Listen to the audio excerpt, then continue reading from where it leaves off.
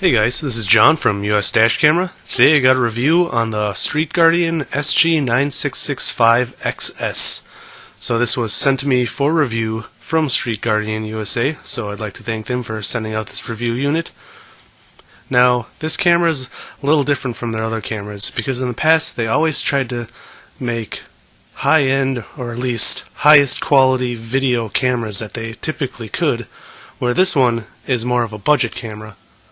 But it is still $100, so a lot of this review is going to be comparing it to the G1W and whether or not the value is really worth it.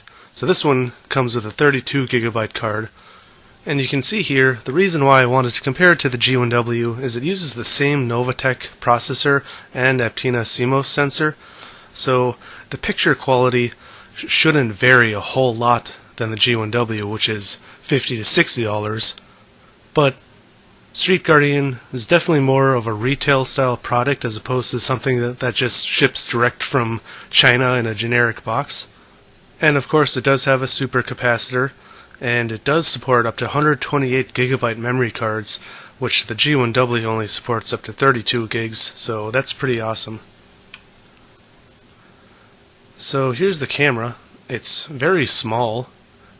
It was actually smaller than I was expecting, and it also feels very sturdy. Here you can see there's a audio video output and a micro USB port for data. So you don't use power over the micro USB port. Here you can see the micro SD card slot. And then on the top is where you actually plug the power connector in, which is a barrel connector. So of course this just plugs into your cigarette adapter, and you plug that right into the top. So let's take a look at it next to the G1W. Now this G1W does have a CPL adapter on it, which I modded. So this isn't any standard accessory, so it does look a little different than the retail product, but for the most part it's the same. There you can see the G1W is a lot wider. Now the Street Guardian's a little taller, but overall it's a much smaller camera, and I do like that because I always didn't like how big the G1W camera looked in my car. So the Street Guardian will be a lot stealthier in your car. And since they both use that same style connector on the top, you can actually find a lot of different mounts available for it. Now I did want to compare it to another camera I reviewed recently, the A119. You can see, just for comparison, it's about the same size, slightly smaller, but of course it's not wedge design, so it doesn't mount right up against the window. I will show many different mounting options though, and it comes with two. So this is the two that comes with it. We have an adhesive mount for a permanent install, and I really appreciate that it comes with two, because you can take the suction cup mount and the camera into a friend's car or a rental or something on a road trip, for example. It does come with one extra adhesive, and another thing I really appreciate is it does use black adhesive, which is very important to me because I really dislike when cameras use gray adhesive, because then it's just an eyesore and so visible. Here's another little accessory it came with, a little travel pouch. Now these aren't anything super fancy or expensive, but like I said, you can throw your suction cup mount in, take it off your windshield's permanent adhesive mount, and they do sell extra power cords if you want your main one to be permanently installed in your car. So you can take this to go anywhere. And it does come with a memory card USB adapter, another useful accessory. So you can plug this into your cell phone if it has micro USB, or your PC. Here's an installation tool that comes with the camera. This is another little thing that Street Guardian throws in that I really appreciate, because it helps you install a cord into your headboard. Comes with some cleaning wipes, comes with some stickers. In some states it's illegal to record people without their knowledge, so that could be helpful in states like that. And like I mentioned before, this was the 32GB model, so it came with a Transcend memory card, which I think is awesome. Transcend is the brand I typically use. And there's just a small quick start guide. You can get a full manual online. So let's take a look at the mounts. Like I said, the adhesive mount is something you'd probably want to use for a permanent installation, for example your main car. But here, this is another option that Street Guardian sells that is a much better mount in my opinion. It's a lot smaller, much more low profile, but you do have to pay like $13 for it, so it's sort of expensive for just a piece of plastic, but I think it's worth it. You might be able to find some cheaper alternatives that are just as good. And you do want to make sure to have the screw on the left side, otherwise the power plug isn't going to fit in. And just like the other one, this has black adhesive too, so I really like that Street Guardian does that. Now with the suction cup mount, we also have a low profile suction cup mount from Street Guardian. Now this one might not be as low profile as that other low profile adhesive mount, but it is still significantly smaller and more low profile than the one that comes with. So again, this is another option you could take a look at if you wanted something that's a little more discreet. Now one other option that is out there, it isn't an official product from Street Guardian. This is a generic handlebar mount, and if you search for something like G1W handlebar mount, I'll provide a link down below, but you can find this on Amazon for under $10. So you can use this to install onto your rear view mirror, depending on the size of your rear view mirror. But this is another really awesome way to keep your camera, including if you have a G1W, very well hidden. So I think that's another great option. So now let's go ahead and take a look at the menu. So since Street Guardian does make their own products and firmware, it's going to look different than most generic, cheap Chinese cameras. And I do really like how the buttons feel. They feel like high quality and they're labeled very well. Now another thing I really like is they put the format option as the very first menu option. I think that's important because you should format your memory card every week or two, or at least once a month. Here you can see 1080p30 is the only option. You got some cycle time, date and time, beep sound, G sensor.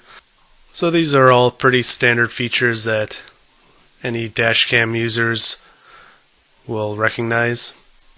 So this does have motion detection, so technically you could hardwire it and use it in some makeshift parking mode, but I wouldn't recommend it because this is pretty much with all Novatech based dash cameras.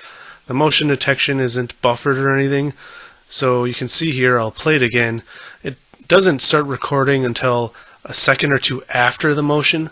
So here you can watch again as I lower the mount into the camera. And then the clip, it'll show it started recording right there. So, maybe it's not that significant, but either way, if you do hardwire this camera, you're going to have to use something like the PowerMagic Pro anyways, because it uses the barrel connector, so you'll have to connect it to something that has a cigarette port on the hardwire connection. So, it has many different languages, and the rest of the options are pretty standard. You can set NTSC or PAL depending on if you're in North America or Europe. You can set how long the LCD stays on. As usual, you want 60 Hz if you're in North America. And that's about it. So it's a very basic menu, but it's very easy to navigate. Of course, like other dash cameras with screens, you can actually view your files right on the camera, so that's a convenient feature if you need to view it while you were just in an accident or something. So now let's take a look at the footage. Now, like I mentioned before, this uses the same chipset that the G1W uses and the same image sensor, so I wasn't really expecting much, and I basically got what I was expecting.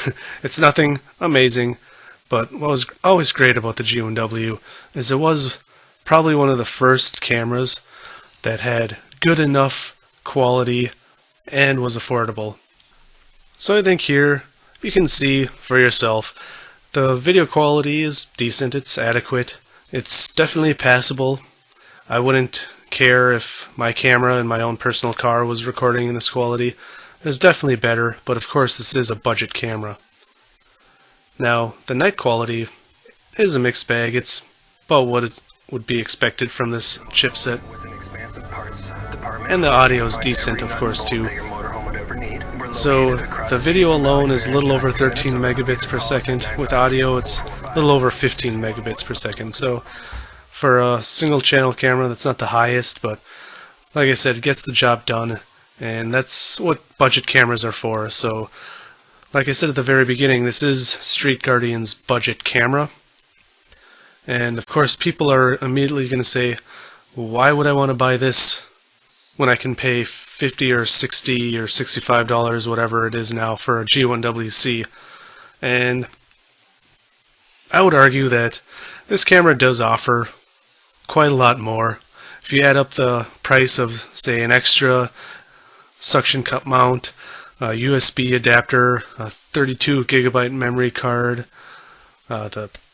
maybe some things you wouldn't buy, but it does come with the installing tool to get your cables in your headboard.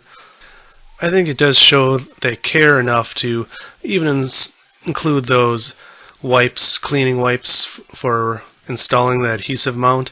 And of course there is the little carrying case, which I think is actually sort of a usable option that most people wouldn't realize, because since it comes with the second bubble mount, you would be able to use this in a second car or a rental car or whatever. So I think all in all it really is more of a full retail package. I think the bigger question though is whether or not you're going to want to pay $100 for this or something like the A119, which does have a better chipset, image sensor, and even has GPS at the same price. But really it's going to come down to what you value, I suppose. Personally, I would go for the A119 if I had to choose, but I don't need to use my camera in multiple cars. I don't need the extras like the memory cards. I have a million memory cards, so if I were to buy this camera, it would just come with a bunch of extra stuff that I already have. So, all in all, would I recommend it? It's hard to say. I wouldn't say this is the best camera out there for $100. You really got to take the pros with the cons. I think this camera comes with a lot of great accessories. Street Guardian really cares about their products. I know they back their products very well, and they're known to be very reliable, which is another thing. So if you were thinking about buying this camera, and you already had your eyes set on it, then I would say go for it. It's not a bad camera. It's nothing out of the ordinary, but it's what it is. It's just a budget camera from Street Guardian, which has made a name for itself. So there's a reason why people like Street Guardian so much, and their history and reliability, I think, does also add some value to this camera. So that's going to be up to you guys. So anyways, that would be my review of the Street Guardian SG9665XS. Again, I'd like to thank Street Guardian for sending this review unit out to me. I'll provide some links down to where you can purchase the camera and a lot of the accessories I mentioned and showed in this video. If you like this video or my other videos, I'd appreciate it if you hit subscribe and like. As usual, thanks for watching, drive safe, and I'll see you next time.